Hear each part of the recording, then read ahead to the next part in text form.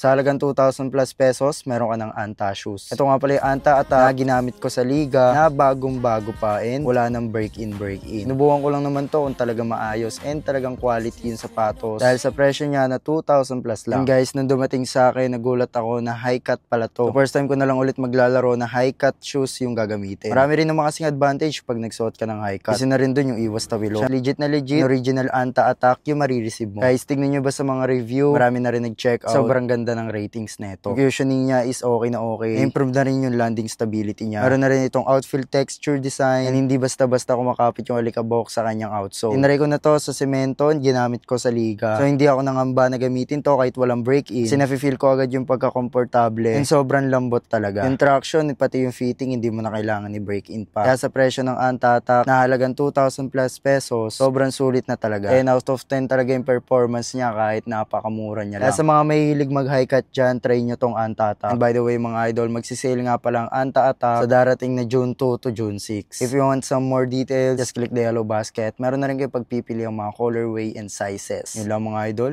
Peace!